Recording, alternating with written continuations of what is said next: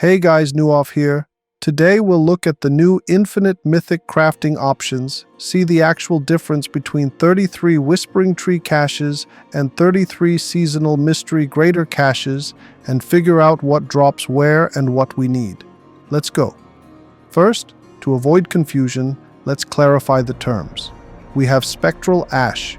We use it to buy scrolls, and scrolls level up our seasonal Unveiler's Oath reputation, which gives us reward caches, including the one that drops the spark for mythic crafting. What, where, when, and how much. Seasonal event with the Belial summoned after it. Around 430 Spectral Ash total. That's about 150 for the event and 270 for Belial. Each Uber boss in their own lair, except Belial, gives around 170 Ash. Belial in his own lair gives around 700 Ash. Belial summoned automatically after killing any other Uber boss also gives about 700 Spectral Ash. That's it. There's no other way to get Ash in the game. We also have Unveiler's Oath reputation. We exchange it for mystery caches, including the first 18 caches for new characters. The 18th one is the most important. It gives a spark for crafting a mythic item. Seasonal reputation is given almost everywhere. Let's list the main sources in order of increasing amounts. 3,600 Kurast Undercity Boss, 3,600 Lord in Horde, 4,800 Maiden in Helltide, 4,800 Varshan, Zir, and others except Belial, 7,200 Belial after another Uber, 9,600 World Boss, 12,000 Belial in his lair.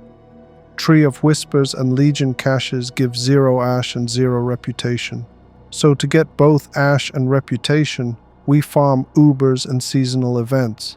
But for unlimited mythics, we care only about Spectral Ash because it's used to buy scrolls.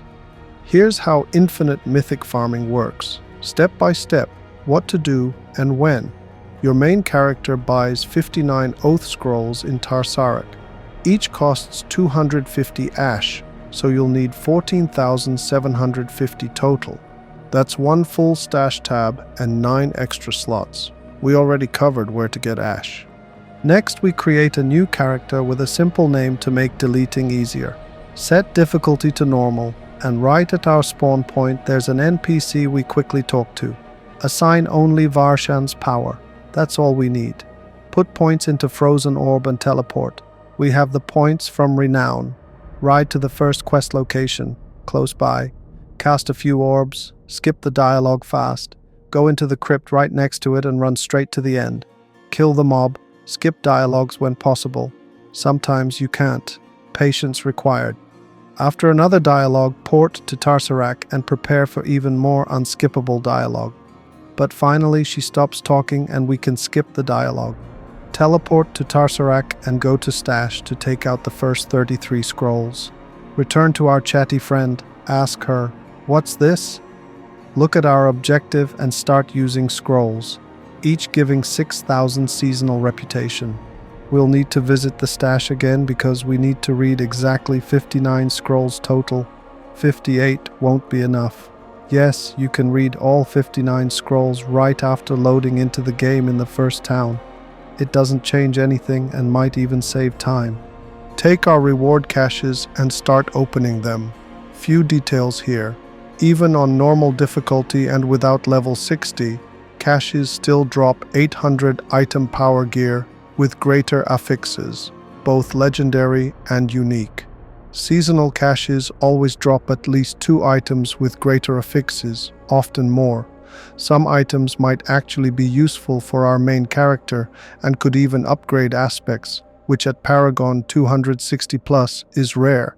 We also got some boss summoning materials. Remember to stash them before deleting the character. That's it. Spark obtained, character can be deleted, and a new one created. Repeat until bored. The whole process takes 9.5 minutes from start to finish, half of which is unskippable dialogues. When creating a new character we haven't played this season, we'll get tempering manuals from seasonal caches in addition to items. New characters can't buy scrolls directly because that requires completing the entire seasonal questline with that character.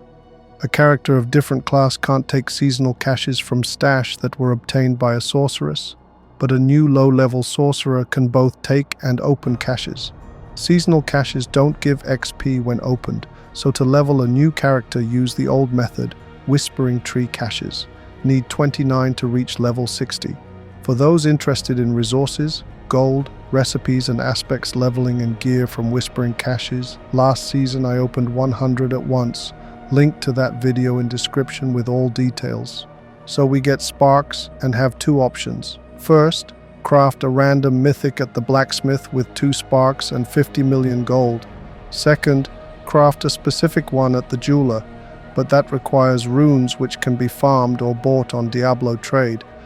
I'll show in the crafting video to avoid illusions about what and how much can be farmed versus what needs to be bought. Speaking of how, what, why, for how much and when to buy and sell, detailed video coming soon on that too. Now about tree versus seasonal caches, differences and advantages. Using my 250 plus Paragon character as example, no drama or wow moments, just numbers. Here we go. Items from both cache types, even if not useful as gear, might upgrade aspects when salvaged. What and how much for an already leveled character? I'll show by opening 33 Whispering Tree caches and 33 seasonal greater caches. Starting with Whispering Tree caches. For my build, I need legendary amulet, staff, and boots. Where possible, I chose those cache types, even if not legendary. Recorded gold amounts and cleared inventory tabs. Didn't measure other resources as they're plentiful in game and were thoroughly measured in aforementioned video. 33 tree caches. 169 million total equals 5.1 million per cache. Drops. 1 staff with triple greater affixes, keeping it just in case. A few runes, some uber boss mats, and tribute materials, 3 usable for mythics. For the record, no mythic dropped after 3 runs. Also, 5 aspect upgrades from salvaging. Now 33 seasonal greater caches. 138 million gold total equals about 4.2 per cache. Items clearly have way more greater affixes, many times more. Kept some items just to look at even if not for my build. Couple offhands for other builds, but nothing else drops from these.